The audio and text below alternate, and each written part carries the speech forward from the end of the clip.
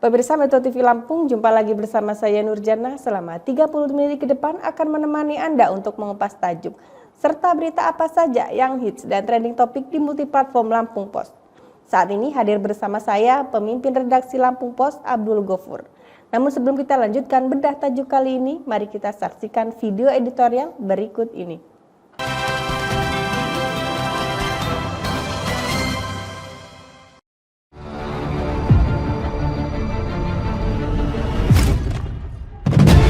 Mitigasi dini bencana musim hujan. Memasuki awal tahun 2024, wilayah Indonesia secara umum dan wilayah Lampung secara khusus telah memasuki musim hujan. Hal ini mendorong masyarakat perlu meningkatkan kewaspadaan akan potensi bencana alam yang bisa terjadi sewaktu-waktu. Selain itu, pemerintah bersama instansi dan stakeholder terkait pun perlu menguatkan sinergi mitigasi dini. Selain itu, pemerintah bersama instansi dan stakeholder terkait pun perlu menguatkan sinergi mitigasi dini bencana agar masyarakat dapat terhindar dari risiko akibat bencana. Ada berbagai potensi bencana yang kerap terjadi atau ditimbulkan dari musim hujan. Bencana tersebut antara lain banjir, badai atau angin kencang, banjir bandang, dan tanah longsor. Mengantisipasi dampak dari bencana tersebut dibutuhkan pengawasan dan kewaspadaan dini. Mengenali wilayah yang ditempati penduduk dari sudut pandang potensi kebencanaan perlu dilakukan, baik oleh masyarakat maupun pemerintah daerah bersama lembaga terkait. Badan Meteorologi, Klimatologi, dan Geofisika atau BMKG pun telah mengingatkan pemerintah daerah, masyarakat, dan lembaga terkait untuk mengantisipasi risiko bencana seiring datangnya musim hujan di sejumlah daerah di Indonesia. Pada awal tahun ini, BMKG memprediksi curah hujan semakin meningkat yang disertai dengan petir dan angin kencang bakal melanda sejumlah wilayah. BMKG telah menyampaikan bahwa puncak musim hujan akan terjadi di sebagian besar wilayah Sumatera, khususnya Provinsi Lampung antara Januari-Maret 2024. Perakiraan curah hujan dasarian 3 Desember 2023, dasarian 2 Januari 2024 untuk wilayah Sumatera, Jawa, dan Kalimantan didominasi kriteria rendah tinggi. Di sejumlah wilayah Lampung sudah dilanda bencana seperti banjir yang terjadi di akhir November 2023. BPBD Lampung mencatat bencana sudah melanda Lampung Selatan dan Tanggamus. Pada 24 November, banjir terjadi di Desa Canti, Rajabasa, Lampung Selatan karena hujan dengan intensitas tinggi. Kondisi banjir di wilayah tersebut makin buruk dengan kurang berfungsinya saluran pembuangan air atau drainase dan eksploitasi tambang batu di gunung. Bencana longsor dan banjir juga terjadi di Tanggamus pada 30 November 2023 lalu. Pekon Tanjungan, Pekon Betung, dan Pekon Tugu terkena bencana banjir, sedangkan longsor terjadi di Pekon Sukajaya. Banjir dan tanah longsor itu akibat tanggul sungai jebol sehingga air meluap ke pemukiman warga, sarana ibadah, dan sarana umum. Jembatan juga putus dan akses jalan penghubung antar Pekon dan kecamatan tertimbun material longsor. Sementara pada awal Desember 2023, bencana banjir juga merendam 25 hektar sawah petani di Kali Bening Pekon Tugu Ratu, Kecamatan Suwoh, Lampung Barat. Kondisi itu terjadi pada 3 Desember 2023. Untuk antisipasi bencana banjir, longsor, atau bencana hidrometeorologi yang lain tersebut, harus ada beberapa upaya mitigasi yang dilakukan. Antara lain, masyarakat harus mengenal kondisi topografi wilayah di tempat tinggal, seperti area dataran rendah atau hilir, lembahan, dan wilayah bantaran sungai yang rawan banjir. Kemudian wilayah pegunungan atau lereng perbukitan rawan terjadi longsor. BMKG juga meminta masyarakat menghindari zona rawan bencana hidrometeorologi seperti banjir, longsor, dan banjir bandang pada saat dan beberapa saat setelah hujan. Selain itu, masyarakat diharapkan untuk terus menjaga lingkungan untuk mengurangi risiko terjadinya bencana hidrometeorologi. Masyarakat juga dinilai penting untuk selalu memonitor perkembangan informasi cuaca dari BMKG agar dapat bersiap lebih dini menghadapi cuaca yang dapat terjadi dan berubah sewaktu-waktu. Hal yang tidak kalah penting yakni menyiapkan sistem peringatan dini bencana alam. Pengenalan topografi dan kondisi wilayah akan menentukan seberapa besar potensi bencana yang akan terjadi. Hal ini juga mendorong masyarakat untuk waspada dan tahu lokasi mana yang bisa dipersiapkan untuk evakuasi apabila terjadi bencana sewaktu-waktu. Agar mitigasi berjalan optimal, upaya ini memerlukan koordinasi baik antar wilayah. Pemerintah provinsi bersama pemerintah kabupaten kota harus terus menguatkan koordinasi dengan BPBD kabupaten kota dan stakeholder terkait untuk mencegah dan menangani dampak bencana alam di musim hujan.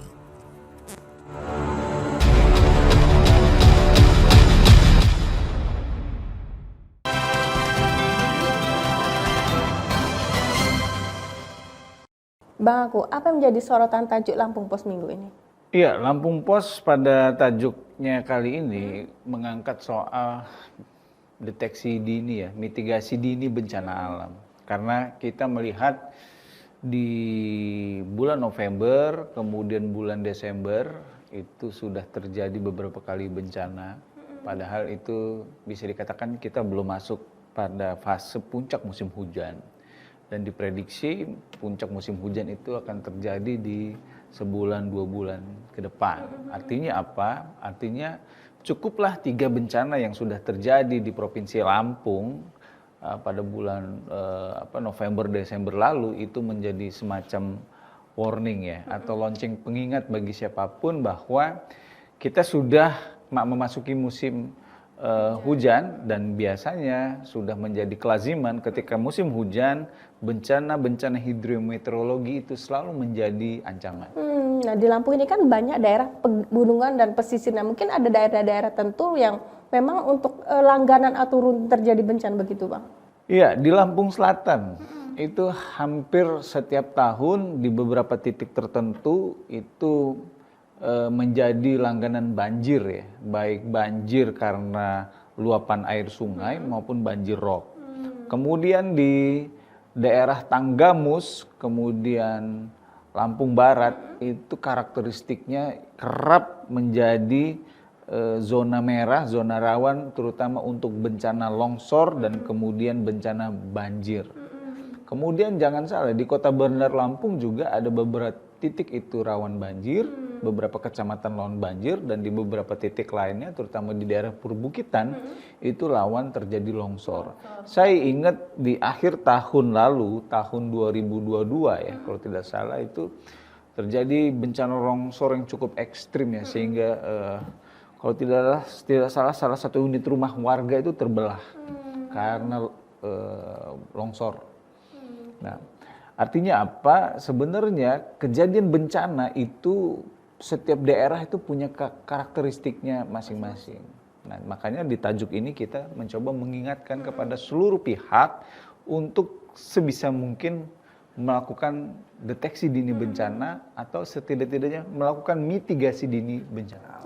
Oke, kita lanjutkan setelah jeda berikut ini, Bang Ago.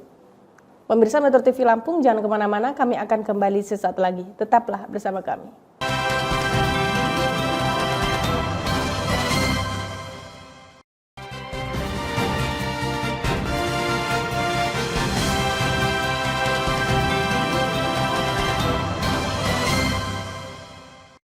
Pemirsa Metro TV Lampung, Anda masih bersama kami di Bedah Tajuk Lampung Pos dan masih bersama dengan pemimpin redaksi Lampung Pos.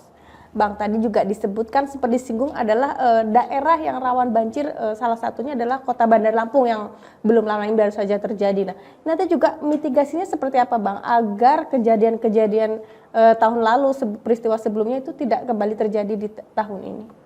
Iya. Langkah mitigasi yang paling sederhana, yang paling awal itu adalah sebenarnya menyiapkan anggaran kebencanaan. Karena bisa dikatakan anggaran kebencanaan ini merupakan denyut nadinya dalam upaya mitigasi. Karena apa? Kalau bencananya sih mungkin kita tidak bisa memprediksi secara presisi kapan dia akan datang gitu. Apalagi bencana-bencana yang sifatnya ya karena fenomena alam ya, misalnya kayak gempa bumi, puting beliung dan lain sebagainya. Tapi kalau banjir dan longsor itu kan daerah-daerah yang sebenarnya ya pasti di situ-situ saja letaknya. Makanya sudah menjadi sebuah keniscayaan daerah-daerah yang sudah sudah jelas peta karakteristik rawan bencananya di mana, itu harus sudah menyiapkan anggaran kebencanaan yang sesuai dengan karakteristik bencana yang ada. Misalnya kalau misalnya banjir ya, tentu saja pemerintah daerah setempat yang daerahnya rawan banjir harus menyediakan sedini mungkin misalnya perahu karet, ya kan. Kemudian kalau misalnya bencana longsor misalnya, ya, menyediakan alat-alat berat yang bisa membantu mengatasi kalau terjadi misalnya bencana kemudian merusak rumah warga, menutup jalan dan lain sebagainya, sehingga bencana itu tidak memiliki dampak ikutan yang lebih parah. Jadi yang pertama adalah kesiapan anggarannya. Yang kedua adalah manajemen mengatasi bencana ketika bencana itu terjadi. Jangan sampai tidak ada garis komando, tidak ada SOP yang jelas ketika bencana terjadi, siapa yang mulai bergerak, siapa yang mulai memitigasi, dan bagaimana penyaluran bantuannya, itu juga harus sudah tertata dengan baik.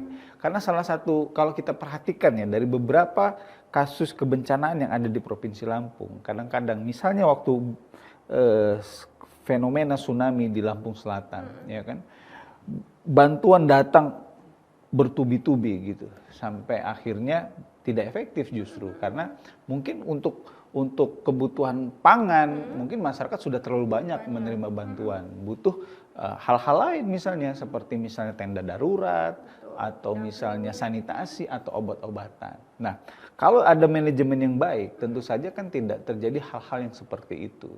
Ya kan, bantuan yang datang kepada korban itu adalah bantuan yang tepat, sesuai dengan kebutuhan mereka. Nah, yang tidak kalah penting adalah mitigasi dalam hal literasi kebencanaan. Bagaimana masyarakat, kemudian terutama mereka yang berdomisili di zona rawan, itu sudah mendapatkan edukasi dini bagaimana apa yang mesti mereka lakukan ketika terjadi bencana. Jalur evakuasinya harus sudah ada, dan orang-orang yang berada di zona rawan itu tentu saja harus sudah paham betul jalur evakuasinya seperti apa dan cara evakuasi dini mereka itu seperti apa. Harapannya dengan adanya mitigasi seperti ini, itu dampak dari bencana itu tidak terlalu besar. Jangan sampai mereka menjadi korban untuk kedua kalinya.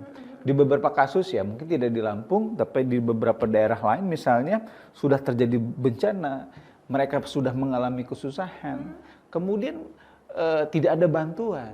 Nah, ketidakadaan bantuan atau keterlambatan bantuan itu adalah bencana lanjutan sebenarnya bagi para penyintas atau para korban bencana. Inilah yang menjadi perhatian Lampung Pos supaya di awal musim penghujan ini seluruh pemerintah daerah, apalagi di daerah yang sudah berkali-kali terjadi bencana, itu harus sudah ya waspada, siap-siap. Nah, biasanya ini kan dari BMKG sendiri itu kan biasanya mengeluarkan early warning system gitu atau peringatan kepada masyarakat, tentu khususnya di daerah-daerah tadi yang rawan. Nah, ini juga apakah selama ini efektif atau seperti apa, Bang?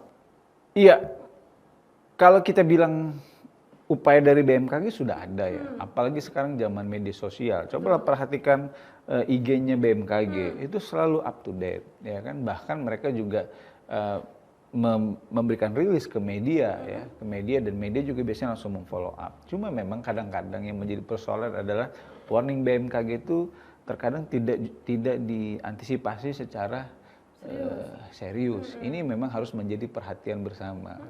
Gitu loh. Jadi walaupun misalnya sekarang belum puncak musim penghujan, tetapi kalau sudah ada pemberitahuan dari BMKG bahwa akan ada intensitas hujan tinggi, nah dengan kata-kata intensitas hujan tinggi itu setidak-tidaknya ya stakeholder yang memang punya kewenangan di situ ya harus siap siaga seperti itu. Nah, ini kan seperti sebuah fenomena tahunan, rutin tahunan ya, Bang, karena setiap musim hujan terjadi banjir longsor. Apakah memang ini juga sudah terjadi sejak tahun-tahun lalu atau memang ada fenomena alam sehingga banjir bencana alam ini rutin terjadi setiap tahun seperti itu? Ya, kalau kita melihat pandangan beberapa pakar ya, sebenarnya bencana hidrometeorologi ini tidak terlepas pula dari daya dukung bumi yang semakin berkurang, ya kan?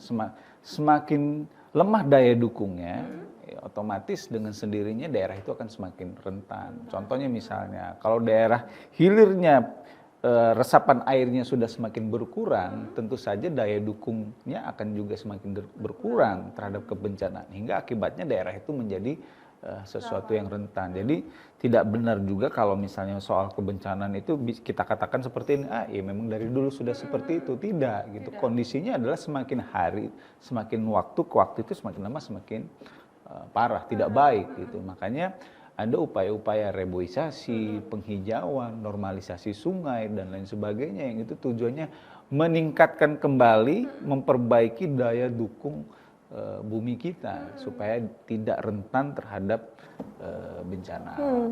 Nah, tadi juga sempat disinggung normalisasi sungai. Ini beberapa daerah juga masyarakatnya juga mengajukan untuk normalisasi sungai, tapi memang mungkin belum semuanya merata untuk normalisasi sungai. Ini mungkin juga jadi problem sendiri atau untuk masalah kebencanaan ini, Bang Agung? Inilah yang menjadi sebenarnya momen yang tepat ya bagi masyarakat. Sekarang kan periodenya pemilihan umum ya, pemilihan calon anggota legislatif ya. Mungkin ini juga bagian dari evaluasi ya, di mana caleg-caleg yang memperjuangkan aspirasi masyarakat, memperjuangkan adanya upaya misalnya perbaikan talud, perbaikan bronjongan, ya kan, drainase dan lain sebagainya di daerah dapil mereka masing-masing, itu adalah calon-calon anggota legislatif yang memang layak untuk dipilih kembali. Tetapi kalau misalnya mereka tidak aware terhadap kebencanaan, apalagi di daerah dapil merekanya itu adalah daerah zona rawan, ya silakan masyarakat mengevaluasi kembali gitu. Jadi apakah para legislator mereka itu sudah benar-benar memperjuangkan setidak-tidaknya dari sisi anggaran? Kan cilaka kalau dari sisi anggaran saja kita sudah kalah gitu kan, anggarannya tidak ada gitu kan. Tidak ada itu kan sebenarnya dalam tanda petik ya, bukan duitnya tidak ada, karena tidak dialokasikan. Tapi kalau ada alokasi khusus ya pasti anggaran itu ada. Kira-kira seperti itu. Oke, Bang Agung, kita jeda sejenak. Pemirsa Metro TV Lampung, jangan kemana-mana, kami akan kembali sesaat lagi. Tetaplah bersama kami.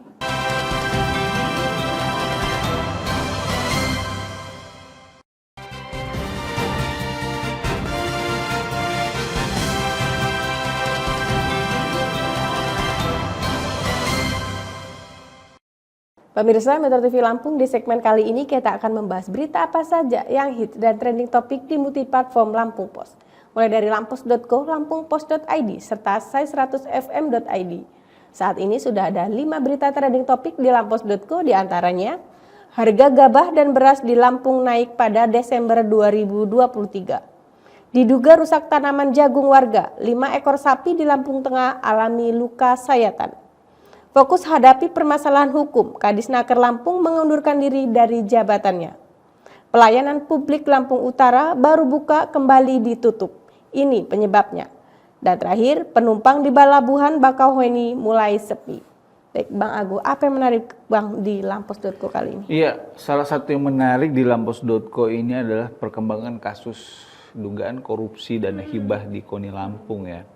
Yang ketika akhir tahun lalu, Kejaksaan Tinggi Lampung itu melakukan ekspos akhir tahun, dan pada momen itu sepertinya dijadikan momentum atau kesempatan untuk merilis bahwa kasus yang telah diproses selama 2 tahun terakhir ini ternyata sudah menuju kepada 2 tersangka, dan sudah ada 2 tersangka yang ditetapkan, walaupun memang secara siapa tersangkanya, profilingnya seperti apa itu masih dirahasiakan oleh pihak kejaksaan. Namun dengan mengundurkan dirinya salah satu pejabat di Provinsi Lampung, secara tidak langsung sudah mengklarifikasi siapa yang sebenarnya terlibat dalam kasus ini. Yang jelas publik tentu saja berharap kasus ini tuntas setuntas-tuntasnya hingga ke akar-akarnya, karena sudah cukup lama menunggu ya, 2 tahun. Selama ini yang mungkin dianggap tidak serius oleh kejaksaan, nah ini momen akhir tahun ini seperti sebuah kejutan bagi masyarakat sendiri ya Bang ya? Iya betul, sepertinya kejaksaan memang mencari momen yang tepat untuk mengumumkan hal ini ya. Oke, kita beralih. Pemirsa Metro TV Lampung, kita beralih ke lampungpos.id. Yang pertama, arus balik dan kondisi di tempat wisata Lampung. Tren kejahatan di siang hari. Penuntasan kasus dugaan korupsi dana hibah KONI Lampung berlanjut. Inflasi akhir tahun dan terakhir pengganti caleg yang masuk DPT meninggal dunia. Baik, Bang Ago, apa yang menarik dan menjadi bahasan di Lampung Pos.id? Iya, salah satu yang menjadi pokok perhatian kita adalah rilis Kapolda Lampung, Helmi Santika, yang di akhir tahun lalu, 29 Desember, itu merilis bahwa tren kejahatan, kalau kita lihat dari peta waktu gitu ya, itu ternyata di durasi jam 10 ke jam 12, kemudian jam 12 ke jam 14, itu angka kejahatannya paling tinggi di periode waktu itu. Gitu. Jadi ini kan semacam menggeser opini publik selama ini yang menganggap bahwa kejahatan itu paling marak dilakukan di malam hari ya, dalam kondisi gelap. Tapi ternyata apa yang dipaparkan Kapolda itu justru sebaliknya. Nah inilah yang menurut Lampung Pos cukup menarik ya kan. Fenomena apa ini dan bagaimana sebenarnya untuk mengatasi persoalan ini. Ya secara sederhananya mungkin ya karena ekonomi semakin sulit, orang semakin mudah mengambil jalan pintas.